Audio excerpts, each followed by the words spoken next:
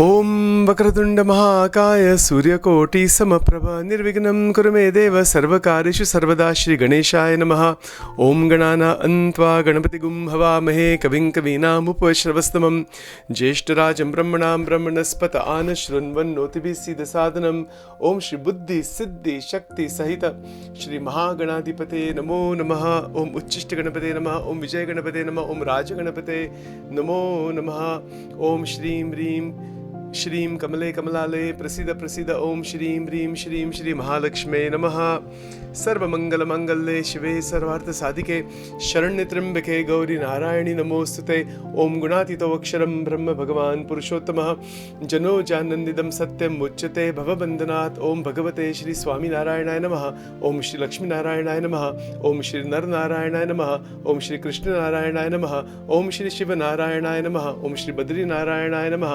ओम नमः शिवाय नमः शिवाय नमः शिवाय नमः शिवाय। ओम श्री हनुमते नमः। ओम नमो हनुमते भयभंजनाय सुखम कुरु फट स्वाहा। Welcome to Nitya Satsang. Today is the 29th of November 2022. We are continuing from yesterday on VIVEKCHUDAMANI.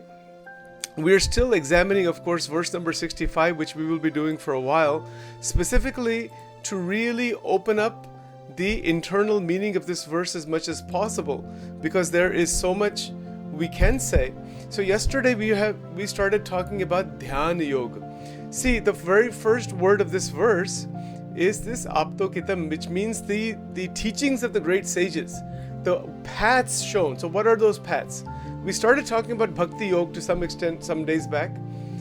Then now we did talk also about Karma Yoga. Just, I think that was 2 days ago. Just a little overview of Karma Yoga. We can spend long time on any of these discussions, but we don't have that much time. So we want to do it in short time and really get to the essence of it, which will be useful for us. So with regards to Dhyan Yoga, yesterday I talked about the differentiation between Nirbij Dhyan and Sabij Dhyan. Nirbij and Sabij. So what is the difference between the two? Nirbij means without seed. Sabij means with seed. So what is this seed that is referring to? So the seed that is talked about, it has to do with this analogy that the rishis gave about planting a seed. So if you take a seed of any seed, doesn't matter, and you put it in the ground and you plant it, that seed will eventually sprout, and if the water is there and enough proper soil is there, nutrients are there, it will open and it will grow and it will become a seedling, and it will eventually become a small plant and then a tree and whatnot. It will grow. Similarly, the concept of a bij dhyan, sabij dhyan, means meditation that awakens the dynamic spiritual energy from the system and takes that energy into the Brahman. That is called Sabij Dhyan, at the very basic understanding of this. Yesterday I talked about Nirbij Dhyan and what is the importance and glory of that also. So I won't repeat all that again today, because that's in yesterday's recording, and I did send that out to everyone, so you can listen to that. But today I want to talk more about the Sabij Dhyan, because the Sabij Dhyan is where the Vedic tradition really comes into play. The Vedic tradition, the Veda mantras, the Vedic sadhanas that are shown, Veda, Vedanta, and then the whole tradition afterwards, are all part of this Sabij Dhyan. Dhyan means meditation. Dhyan means meditation, concentration, attention, all of that is encompassed within it. So Sabij Dhyan is where the activity of the mind, the activity of our own will, is deliberately focused in a specific way. For example, the mantra Om, which we all know. Almost everybody in the world knows this mantra Om. So where did this mantra come from? Well, we talked about it before. It came from the internal research and meditation and the silence, deep silence, and this was heard. There's a cosmic vibration beyond the cosmos also. So the rishis realized that this can be chanted. So when we chant the word, the syllable Om, it is a closure. Om. This sound is a Bij mantra, but it is a Maha mantra also. So from the Omkar, it was realized that all of the sounds within Prakriti are embedded within the Omkar. All of the languages are within the Omkar. Every human language that has ever been constructed is within the Omkar sound. Because all of the other syllables, whether it is A to Z or Kakagana or any of the languages in Sanskrit or Hindi or Latin or anything, Tamil or any language, these are all made from the human voice box. So in the sound syllable Om, everything is present there. These are breaks in the sound. All the other languages are bits and pieces that have been combined through the Omkar. It's very profound, it's very interesting. So when Om is chanted, just by itself, it is a Maha mantra. It is Akshara Brahma itself. The Omkar is Akshara Brahma as per the Upanishads. It is the absolute realization. So this chanting of Om, speaking of the Om mantra, listening to the Om mantra, what does it do? It awakens the dormant powers within us. It awakens all kinds of brain activity, dormant brain activity. It awakens it. It changes the way the brain functions. But the sound has that kind of tremendous power, and then it eventually opens the mind to such a level that one is able to touch upon the Akshara Brahma, the imperishable absolute. This is called Sabija Dhyan. So the Sabija Dhyan is actually at the very beginning of Sabija Dhyan is Om. That's why all of the Veda mantras start with Om. Like the Gayatri mantra, for example, it starts with Om. Om Bhurbhuvasvaha Om Tatsaviturvarenyam Bhargo Devasya Dhimahi Dhiyo Yonah Prachodayat Om. See, this is Gayatri mantra. So Gayatri mantra, Mahamrityunjay mantra, the Purusha Sukta mantra, so many mantras. These have all come out of Omkar. Actually, from sadhana point of view, from dhyan point of view, from dhyan yoga point of view, the sadhana of Om Mahamantra is enough. If one doesn't know any other mantra, one doesn't know any other sadhana, one doesn't know any other scripture, just the Omkar is enough for enlightenment. In fact, it is even written by great sages over the years that if all of the books of the world were destroyed, everything, science, sociology, philosophy, everything gone, pralay, and only the Omkar remains, everything can be generated from the Omkar. When people start chanting the Omkar, all of that wisdom awakens, and all of the scientific knowledge, all of the research knowledge, all the Veda mantras, everything can come out of that. That is the extraordinary truth of Omkar. So Sabija Dhyan begins with Omkar, and it ends with Omkar. There's no end actually. And then from that Omkar, everything is created. That is the creation of the material universes. And of course, the Omkar takes you beyond into the Brahman. Even the Om, the way it is written, you've got the three curves, and then you've got the Bindu on top. That is a symbol of the Vedantic realization of pure Vedanta. That the three bodies, Sthul, Sukshma, Karan, the three states, Jagrat, Sapna, Sushupti, the three gunas of Maya, Sattva gun, Rajagun, Tamogun, and beyond all of those is the Bindu, is the Turiya Avastha, that is the Atma. So, different pathways are starting points. And in Dhyan Yoga, Dhyan in Sabij Sadhana is where one is using a mantra, is using a murti, is having a murti, having a guru, having a mantra, having a series of mantras, having shastra, scriptures. This is all part of Sabija Dhyan. Nirbij Dhyan doesn't necessarily have those things.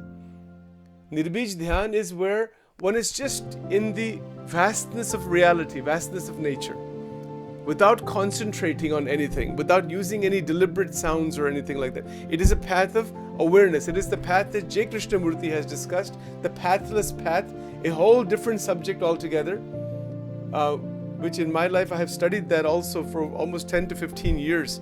It's a very, very intense subject, but it's a very different path. It is a pathless path without any, it is sadhana without sadhana. So it is a little different subject altogether, but that also has some benefit, which we will maybe talk about in some other ways. We probably won't have time to talk about it here in our daily satsang, because we need 6-7 hours to even show what those linkages are. It's a little bit more intense than what I can cover here in just short time. But the fact is that Sabij sadhana, which is what we're talking about now, is from the Vedic point of view, Vedic tradition, it is Omkar. It always is Omkar. And the Om sadhana is tremendous. It has so much healing power. It has so much stabilizing power that Om is a complement to all the other mantras. So mantra sadhana is part of this dhyana yoga. So when we say dhyan, when we use the word dhyan, we are meditating on something that is Sabij Dhyan.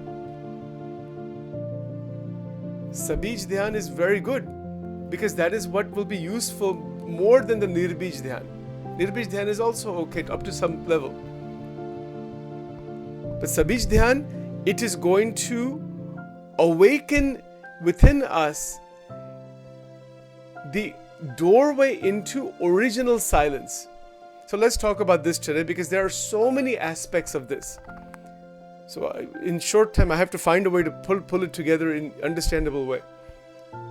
Because it's very vast, very, very vast. Let's put it this way. We know that the mind can become silent in many different ways. Yesterday I mentioned that if you just see a very vast, natural, beautiful scene, mountainous scene or beautiful lakes and all, the mind becomes silent and very happy just for a little while, maybe for a few minutes. But that is a silence due to nature, right? Now, a mind that is made silent through psychiatric medication. You take antidepressant, anti-anxiety, different medicines that act in the brain, cross the blood-brain barrier, go into the brain, and then the brain neurotransmitter level is changed. What happens? The person feels less tension, less depression, they feel more balanced, more steady. That's why the medications are many times called mood stabilizers. When you take a medication, it stabilizes the experience of the mood, which is our emotional experience. This is an artificial way to stabilize the mind. That is psychiatry. Now, this is interesting. Through Omkar, through Sabij sadhana, the stability also can come. That is the most extraordinary things. When we say Om, that there is a natural impact on the brain and on the mind. And that also brings about stability and silence. That stability and that silence is not an artificial silence as such. It is actually, the Omkar brings you to the original silence that is there. The original peace of mind. Not something contrived or developed through medication. It's very interesting. And then, many other mantra sadhana, but if we just talk about mantras, so many mantras are there that have various effects of different kinds. They are different openings into different dimensions of transcendental reality, and they have a lot of benefit. For example, the Namah Shivaya mantra. Om Namah Shivaya. Om Namah Shivaya. This is called Panchakshari mantra. It's a Maha mantra. Namah Shivaya. Where did this come from? Is it something that somebody imagined and it just came like that? No. Not at all. Ved mantras, this is in the Ved mantras, this Namah Shivaya mantra. It is apaurushaya. Apaurushaya means not constructed by the human mind, by a human being. It is revealed into the mind of the enlightened beings, and then they have written it down and then given it to the world. That is why the Namah Shivaya mantra has been around for thousands of years. How can something survive for over 10,000 plus years? How is that possible? It survives because it is part of God's existence. It is part of the ultimate reality. And it is also a connection into higher consciousness. It is also going to heal the body in many, many different ways. I have a lot of experience with that. With the clinical practice I was doing before, I actually gotten permission from the insurance companies to incorporate Sanskrit mantras into the psychotherapy, and the results were tremendous. Amazing, amazing things happened out of that, which I think some sages are doing that now throughout the world also in some other ways, not in terms of counseling and psychology, but just in terms of sadhana. But the fact is that when there is the chanting of these mantras, they are not simply chanting just any name. As somebody said to me recently, oh, what if you just chant the name love? To chant the word love, love, love, love, love. Isn't that just another mantra also? Yes, it is a word that is repeated. I don't know that we can call it a Sanskrit mantra. It is not a Vedic mantra. Vedic mantras are not humanly constructed phenomena. They are revealed into the minds of the rishis, and the chanting of them directly connects with the universal reality itself. It's like this. When we speak Namah Shivaya mantra, even if one doesn't believe in God or Shiva or doesn't know anything about that, doesn't matter. The speaking of it, the chanting of it, it is going to bring a certain opening and stability, and an opening into higher reality. So this is called Sabija Dhyan. Why it is called Sabija? Now if you take the Panchakshari mantra, Namah Shivaya mantra, as a meditation, it is actually mantra yoga, but mantra yoga is underneath Dhyan yoga. It's part of one of the types of dhyana. So when we speak the mantra, Om Namah Shivaya, Om Namah Shivaya, Om Namah Shivaya, and when we do the sadhana, further sadhana, let's say we do one repetition 108 times, it has certain impact on the stabilization of the mind. The mantra acts on the mind.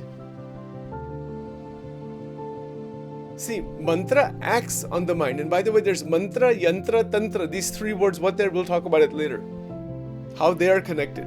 But right now we're talking about mantra only as a part of dhyan, and to better understand Sabija Dhyan. So when we speak the mantra acts on the antakarana. Antakarana is the mental internal activity, our emotional and mental and desires and feelings. It acts on that. Just as a psychiatric medicine acts on the brain chemistry and changes the brain chemistry, similarly the mantras also change the mental function. It changes the brain chemistry also. There's quite a bit of evidence on that. But it does more than that. It doesn't simply change the brain chemistry. It does more. It actually penetrates into the subtle body, Sukshma Sharira, and it penetrates into the chakra system directly. The 9 chakra system, the 72,000 nadis, and the Ida, Pingala, Shushmana nadi, these are the nadis that are connecting with the universe, with the Brahmanda, discovered by yogis. Cannot be discovered just by medical science or the field of psychology. Field of psychology will never be able to touch that. It can only be accessed through dhyana. There's no other way to even see the chakras. How do you know that the 9 chakras exist? Navachakrangaya namaha. Bhagwan Shankar ka ek naam hai. Navachakrangaya namaha. So what are those chakras? Those chakras are the spiritual vortices.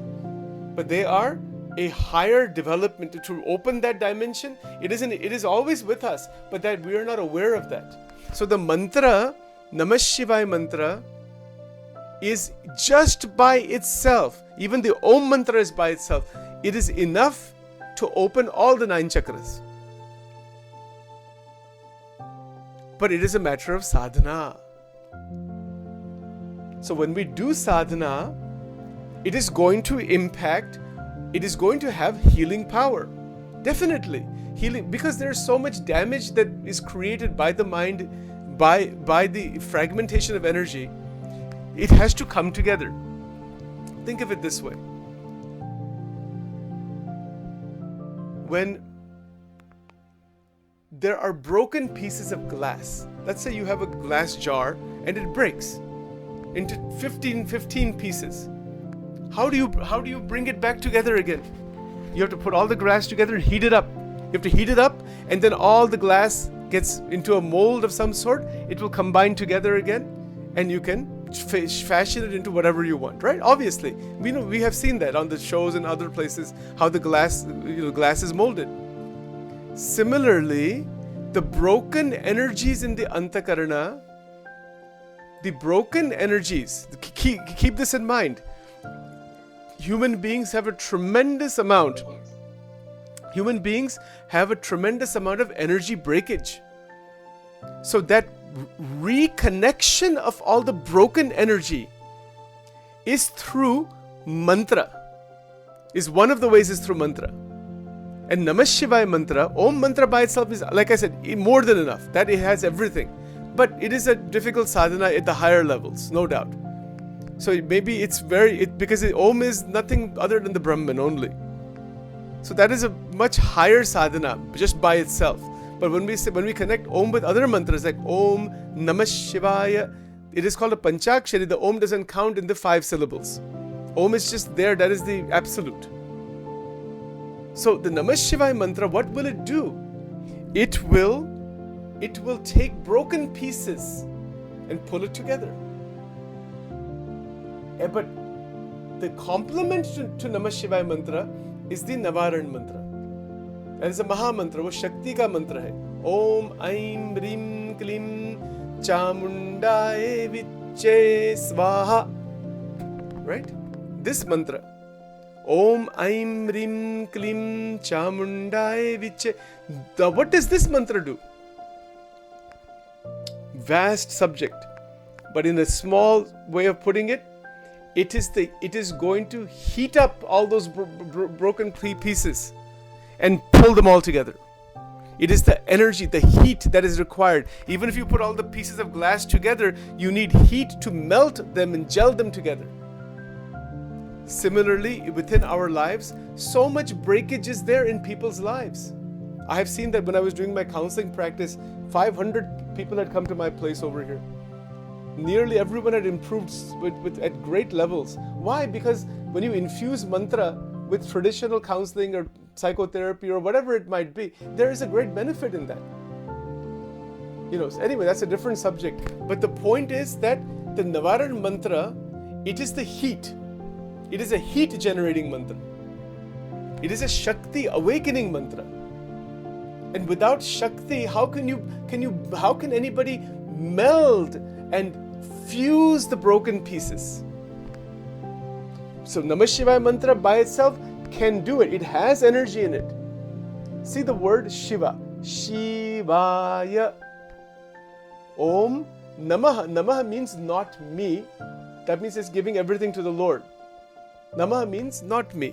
And it also means to bow down. It has both. Aham Shunyata. That's the basic idea. But it is part of the mantra. We can have a translated meaning, but that meaning is not adequate. The verbal meaning is never adequate. The actual realization that the mantra provides is the thing.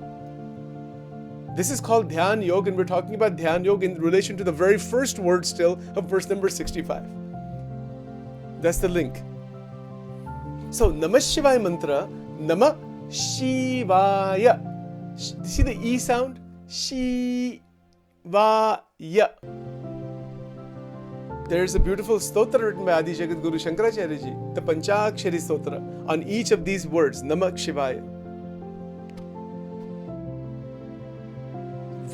One can study the power of Namah Shivaya mantra for one's whole life and it will still not be enough.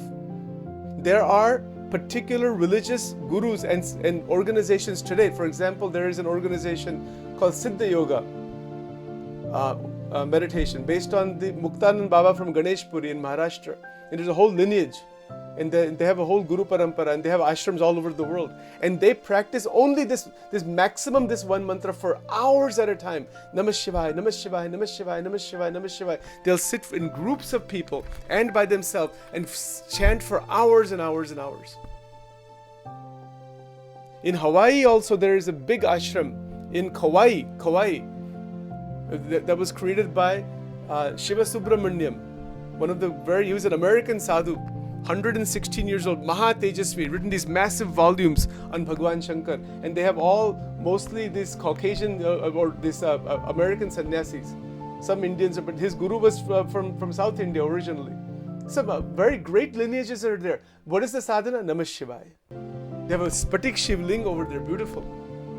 Or Maha Adbhut Alokik place hai wo. When sadhana is done, even just with one mantra, and the place is kept clean, Shivling is there, mantra is there. You put a small lamp. If you have a particular guru, keep the image of the guru, whichever guru you believe in, no problem. But it should be a bona fide, genuine, selfless guru. And when you do this sadhana, and so inside of you, the transition begins from Jiva to Shiva.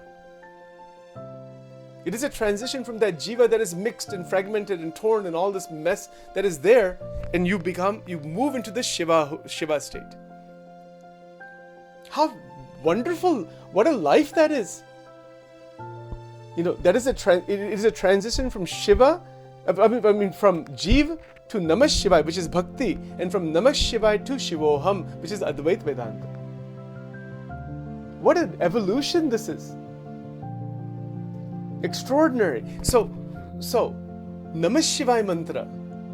Okay, when we speak Namah Shivaya mantra, again, how to do the sadhana? And by the way, anybody and everybody in the world can do this mantra. You don't have to have Diksha from a guru. If you have guru, fantastic, beautiful. If there is no particular guru, make Hanumanji your guru. ये एक भारतीय सिद्धांत है, from the Bharatiya tradition. Hanuman ji sabke guru hai. If you don't have particular shraddha and particular guru, keep a lamp in front of Hanuman ji, say Hanuman ji aap guidance dijiye. You become my guru and that'll be fine. You see, and he will automatically guide you. You say that's fine. Or you can always make Bhagwan Shankar your guru. You can make Krishna Bhagwan your guru. If you have a physical guru, that's fine. Or some traditional guru, no problem. Koi baat nahi, no problem at all. So when we sit for Dhyan Yoga is to sit for meditation deliberately. This is Sabija Dhyan. Sabija Dhyan is to sit in a comfortable position, maybe in a lotus posture, maybe in a chair, maybe in some other asana. And right now we're talking about mantra only. There's many other types of Sabija Dhyan, but mantra is where you use one mantra and go further and further and further. Dig into it. See this thing about digging? Okay, now let's go back to VIVEKCHUDAMANI. And what do we find in VIVEKCHUDAMANI? Shankaracharya ji uses the word khananam. See, this is the second word here. Excavation. This excavation process begins. It is to dig inside. How do we dig inside? How do we open up what is inside? Through mantra. Mantra is a very powerful sadhan, tool to dig in the inner world. So, Namah Shivaya mantra, we're just using that as an example. How does the sadhana begin? It begins by setting a time, that maybe 5 a.m. or 4 a.m. or 6 a.m. or 7 a.m. At some point, I want to sit and start with one rosary repetition, one mala. 108 times, Namah Shivaya, Om Namah Shivaya, Om Namah Shivaya, with bhakti bhav. And you repeat the whole one time. Now, to go further in sadhana, the way the gurus have taught is that once you have decided that you're going to do one mala daily, you are at that particular time, then there is no deviation from that unless there's an emergency. If, let's say Sachin says at 5 a.m., one mala has to be done of Namah Shivaya mantra, come what may. That means I have to get up at a certain time. That means I have to be ready. At 5 a.m. I start exactly, and I start just to one mala.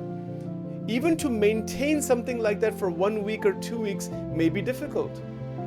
But if we can get through the difficulty, it is going to build a tremendous force. It is going to open that seed of the Namah Shivaya mantra, and it will become into a seedling. Just when you plant a seed, it will begin to grow. That is why it is called Bij, Sabija Dhyan. It is called Sabija Dhyan because it grows from within. It grows when there is consistent, systematic, disciplined sadhana. Is it going to benefit the body? Yes. Is it going to benefit our energy awakening? Yes. Is it going to harmonize the rest of the day? Yes. Even literally, it might sound simplistic, but it's a matter of doing it. To say, okay, at 5 a.m., Sachin is going to get up and do Namah Shivaya mantra 108 times without break for 3 months. I set that kind of a goal. Oh, isme kya hai? Ek mala mein kya hai? No. Ek mala mein sab kuch hai. It's the consistency and the bhav. Now you see the emotional bhav in dhyan. It is the link between bhakti and dhyan. These are all linked together. These are not separate. Karma, bhakti, dhyan, karma yog, dhyan yog, bhakti yog, jnana yog, mantra yog. They're all connected together. But we have to see them carefully one by one. So the consistency of doing one mantra with bhakti bhav, with seva bhav, with prema bhav, and to allow the mantra to just vibrate in the whole body and the mind. Namah Shivaya, Om Namah Shivaya. We can speak ourselves. We can put on an audio, speak with that also. A lot of ways of doing it. Put on some background tanpura. We can synchronize the voice that way, which we do many times. Many ways of doing this dhyan. This is called sadhana. And mantra is a supreme way of opening up, of trying to break through the layers that are covering up the reality of the Atma. The Namah Shivaya mantra is a doorway. It is a weapon. It is that Trishul of Bhagwan Shankar to break through the disturbances of the physical, subtle and causal bodies. All of the internal blockages, it will break through them, and it will take you from that Namah Shivaya mantra into Shivoham. When the Atmic realization opens, I am this divinity, that is Shiva.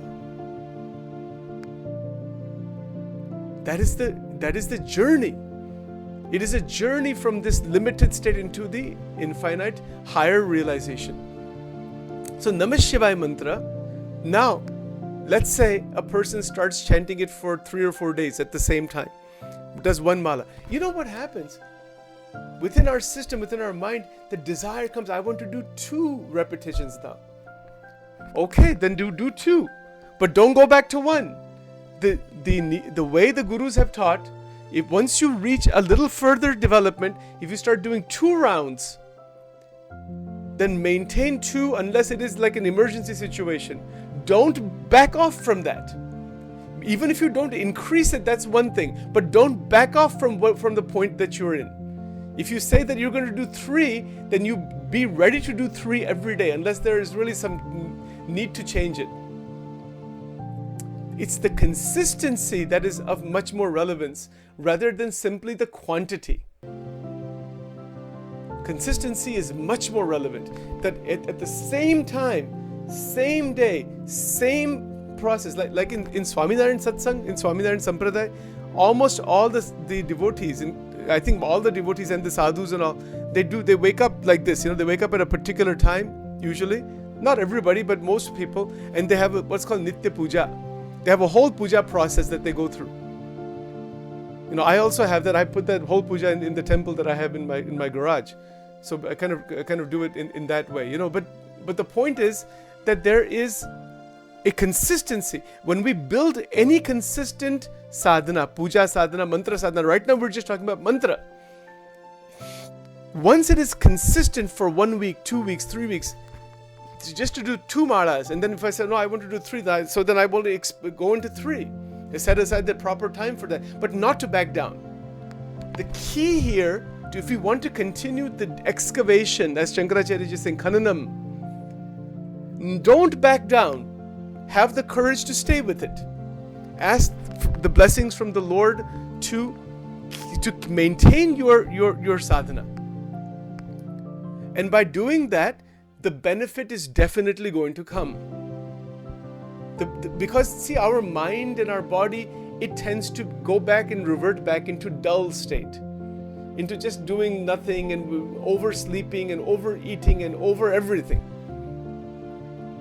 This is where discipline, the word discipline, is relevant. This is a developed discipline. The development of discipline has great benefit for our further growth. And what does it do? It will grow the energy inside, which we will talk about tomorrow. We'll talk about the Navaran mantra and how that is an energy activator, how it is a heating process. Heating meaning what?